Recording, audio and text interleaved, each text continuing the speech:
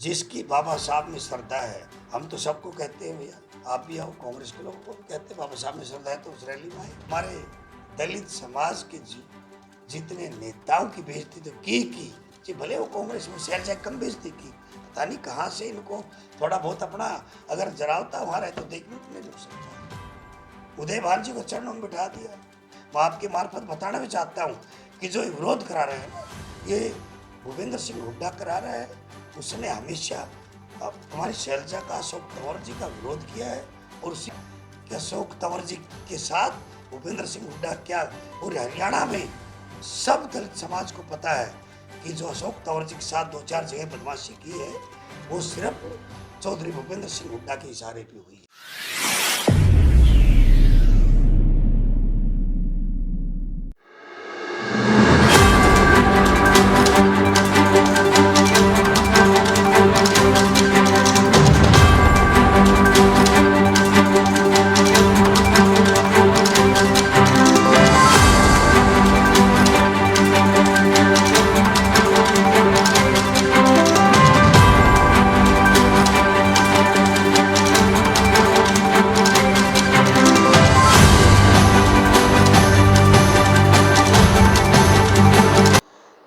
आज भारतीय जनता पार्टी की सबसे बड़ी बैठक जो हमारा 14 तारीख का प्रोग्राम है, माननीय मुख्यमंत्री जी 14 तारीख को अंबेडकर जी की जयंती पर इस चरखी दादरी की जनता को संबोधित करने आ रहे हैं। उसी को लेकर के आज मेन बॉडी की बैठक थी। उसी को लेकर के आज किसान मोर्चे का संगठन बनने के बाद पहली बैठक हुई है। उसी के साथ एससी मोर्चे की भी संगठन बनने के बाद पहली बैठक थी। और एक लोकसभा चुनाव में कुछ विभाग की जिम्मेवारी हैं तो विभागों की भी बैठकें यहाँ पर आज हुई हैं। तो इन सभी बैठकों का मुख्य उद्देश्य ये था संगठन को मजबूत करते हुए और माननीय मुख्यमंत्री जी की जनसभा उसको कैसे सफलतम किया जाए, उसी के लिए आज की सारी बैठकें हुई। आज दादरी ज़िले के कार्यकर्ताओं की बैठक बुलाई गई थी क्योंकि 14 अप्रैल को हरियाणा प्रदेश के यशस्वी मुख्यमंत्री श्री नायब सिंह सैनी जी दादरी में आ रहे हैं और विजय संकल्प रैली के माध्यम से दादरी की जनता से, दादरी के कार्यकर्ताओं से लोकसभा चुनाव में भारतीय जनता पार्टी के प्रत्याशी को जिताने की अपील करने के लिए आएंगे। नरेंद्र मोदी जी का संदेश लेकर के आएंगे कि जिस प्रकार पिछले 10 साल में नरेंद्र मोदी जी ने देश के विकास के लिए जो काम किया है उसकी जनता से उसके साझा करेंगे और जनता से अपील करेंगे कि जो 400 पार का नारा नरेंद्र मोदी जी ने दिया है कि अब की बार 400 पार, उसमें भिवानी महेंद्रगढ़ लोकसभा से भारतीय जनता पार्टी के प्रत्याशी जीत करके जाएं और दादरी की भूमिका उसमें बहुत महत्वपूर्ण हो। इस नाते से सारी मीटिंग करके रैली की तैयारियों की चर्चा की गई है, व्यवस्थाओं की जिम्मेवारियां लगाई गई हैं और बहुत सुंदर रैली दादरी में 14 अप्रैल को होगी। और एक और अच्छी बात उस दिन है, बाबा साहब डॉक्टर भीमराव अंबेडकर जी की जयंती है, तो उस जयंती के भी कार्यक्रम के माध्यम से हम बाबा साहब ने जो मार्ग दिखाया है उस मार्ग की भी चर्चा हम उस रैली के माध्यम से करेंगे और उनकी जयंती को भी मनाने का काम करेंगे। पार्टी में काफ़ी सारे नए लोग आते जा रहे हैं, जिसके बाद कुछ अफवाहों का बाजार भी गर्म है कि कैंडिडेट शायद चेंज हो जाएंगे, तो उस पर क्या कहना है? देखिए, ये विपक्षी दल के जो कुछ लोग हैं उन्होंने ये चीज़ें चलाई हैं और पिछले 3 दिन से इस पर मुख्यमंत्री जी का भी, पूर्व मुख्यमंत्री जी का भी बयान आया है। मैंने भी 3 दिन पहले हिसार में पत्रकार साथियों को बताया कि क्यों बदलेंगे हम टिकट। ये नैरेटिव चलाने का काम किया जा रहा है क्योंकि उनके पास ना तो प्रत्याशी हैं, ना उनके पास संगठन है, ना उनके पास कार्यकर्ता हैं। वो भ्रम की स्थिति जनता के बीच पैदा करना चाहते हैं और उनके इस भ्रम के कारण आज जनता में भारी नाराज़गी है कि इस प्रकार की चीज़ें नहीं चलानी चाहिए।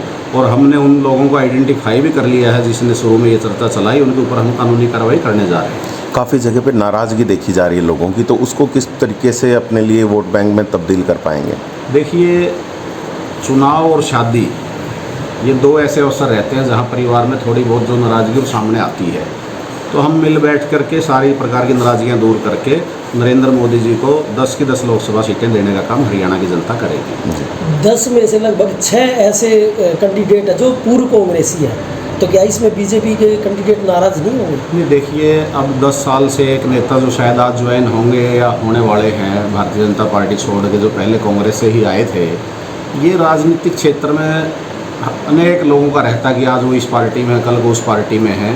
ये एक पद्धति है कि अपने परिवार को बढ़ाने का काम हर कोई करता है, और राजनीतिक दल में क्योंकि संख्या का काम है। अब आप देखते होंगे छोटी मोटी पार्टियाँ, उनके पास संख्या कम है तो छोटी पार्टी हैं। भारतीय जनता पार्टी की संख्या ज़्यादा है तो वो विश्व की सबसे बड़ी पार्टी है। तो भारतीय जनता पार्टी में आस्था प्रकट करने वाला, भारत माता की जय बोलने वाला, राष्ट्र के लिए समर्पित रहने वाला प्रत्येक व्यक्ति भारतीय जनता पार्टी का सदस्यता ले सकता है। अब लगातार ईडी की जिस तरीके से रेड हो रही हैं और अब आम आदमी पार्टी के भी नेताओं को अंदर किया गया है, उससे ऐसा नहीं लग रहा है कि कहीं ना कहीं चुनावों को प्रभावित करने का पहले ही प्रयास किया जा रहा है भाजपा के द्वारा? देखिए, नरेंद्र मोदी जी ने स्पष्ट कहा है, आपने कुछ दिन पहले उनका बयान सुना होगा एक रैली में।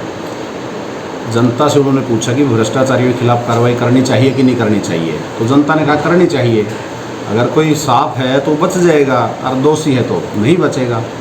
इसलिए जो जांच एजेंसियां हैं वो अपने तरीके से अच्छा काम कर रही हैं, और प्रधानमंत्री जी का नारा है कि भ्रष्टाचार मुक्त देश हो, सबका साथ सबका विकास का उनका मंत्र है। पूरी दुनिया में आज भारत का नाम रोशन हुआ है, लेकिन भ्रष्टाचारी भ्रष्टाचार करता रहे और सरकार आंख बंद करके बैठी रही, ये भी उचित नहीं है। इसलिए सारी एजेंसियां स्वतंत्र रूप से अपना काम कर रही हैं, और भ्रष्टाचार जो भी करेगा वो अंदर तो जाएगा ही। लेकिन लग नहीं रहा कि कहीं जो जितने भी आरोप थे वो तय नहीं हो पा रहे हैं, मनी लॉन्ड्रिंग साबित नहीं कर पा रहे हैं, और उसके बावजूद भी अंदर रखा जा रहा है? देखिए, जांच एजेंसी अपने अच्छी तरीके से जांच कर रही है। जो भी होगा समय पे अपने आप सामने आएगा। मुझे भी इतनी जानकारी उसकी नहीं, क्योंकि मैं राजनीतिक कार्यकर्ता हूँ और ये प्रशासनिक बात है। तो जिस प्रकार की चर्चा आएगी वो आपके सामने आ जाएगी समय पे। जी, जो अब मुख्यमंत्री की रैली करने जा रहे हैं तो क्या कुछ उसमें और ख़ास रहने वाला है? क्या कुछ हरियाणा को लेकर भी कुछ स्पेशल बातचीत हो सकती है क्या? नहीं, इसमें क्या है, देखिए, मुख्यमंत्री जी को आप पिछले कई दिन से कवर कर रहे हैं, तो मुख्यमंत्री जी ने स्पष्ट कहा है। कल होडल की रैली में भी वहाँ उपस्थित था। अपराधियों के लिए भी स्पेशल उन्होंने संदेश दिया है। कार्यकर्ता और जनता के लिए वो हर समय कहते हैं कि मेरे दरवाजे 24 घंटे खुले हैं, जब मर्जी आपको कोई दुख तकलीफ हो तो आ करके मेरे से मिल सकते हैं। तो ऐसे बहुत अच्छे मुख्यमंत्री विनम्र स्वभाव के हमें मिले हैं, क्योंकि कोड ऑफ कंडक्ट लगा हुआ, कोई विकास की घोषणा तो यहाँ कर नहीं सकते।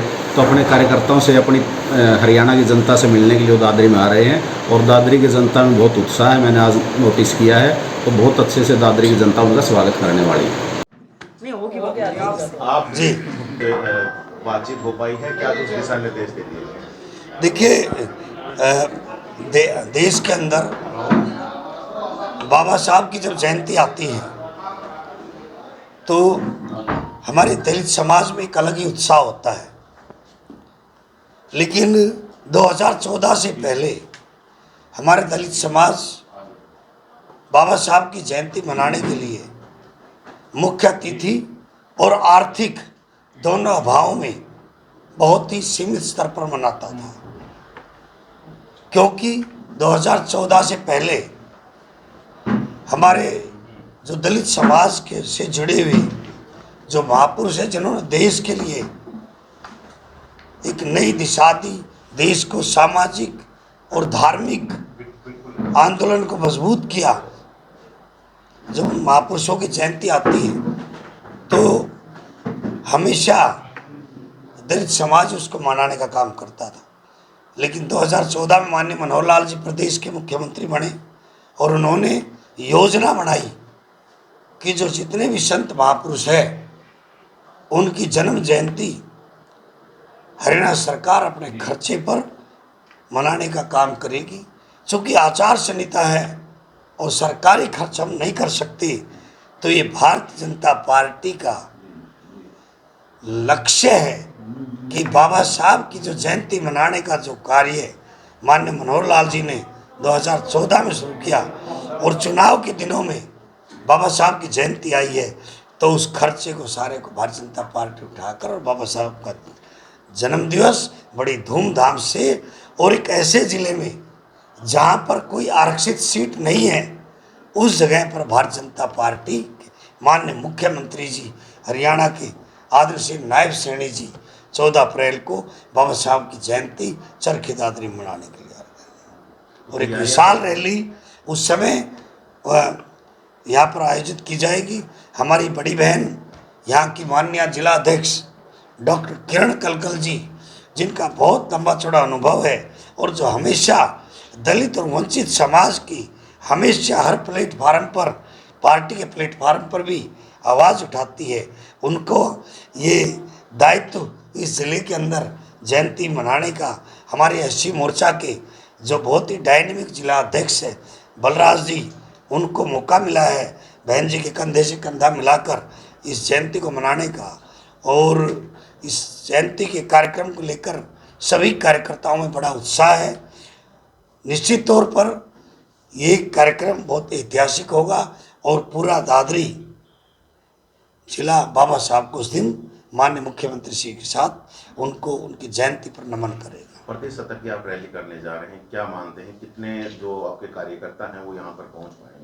जिसकी बाबा साहब में श्रद्धा है, हम तो सबको कहते हैं भैया, आप भी आओ, कांग्रेस के लोगों को भी कहते हैं बाबा साहब में श्रद्धा है तो उस रैली में आए, जो भारतीय जनता पार्टी मना रही उसमें शामिल हो। अब उनकी श्रद्धा ही नहीं है, ना वो खुद मनाते थे ना हमें मनाने देते, तो ऐसे लोगों की क्या बात करेंगे। तो अब काफ़ी सारी जो चीज़ें हैं, जैसे विपक्ष बोलता रहता है कि महापुरुषों के नाम पे वोट मांगी जाती है, कहीं जात धर्म के नाम पे वोट मांगी जाती है, तो क्या अब बिल्कुल चुनाव के दौरान उसी को देखिए, महापुरुषों के नाम अगर भारतीय जनता पार्टी आज शुरू करती कि हम बाबा साहब की जयंती आज से मनाना शुरू, ये तो मुख्यमंत्री बनते ही, सरकार बनते ही शुरू कर दी थी। इत्तेफाक से चुनाव है, आचार संहिता है, तो सरकारी तौर पर मना नहीं सकती।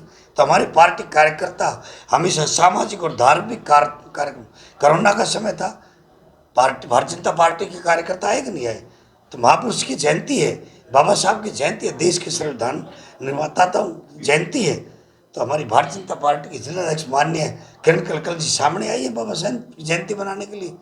माननीय मुख्यमंत्री जी सहर्ष उन्होंने कहा कि बिल्कुल वहीं आकर हम बाबा साहब की जयंती मनाएंगे।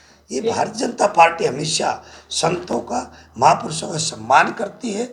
और आपको इससे ज़्यादा क्या कहें, कांग्रेस के लोगों ने हमारे दलित समाज के जितने नेताओं की बेइज्जती तो की जी, भले वो कांग्रेस में शैलजा कम बेइज्जती की, पता नहीं कहाँ से इनको थोड़ा बहुत अपना अगर जरावता वहाँ रहे तो 1 मिनट नहीं रुक सकता।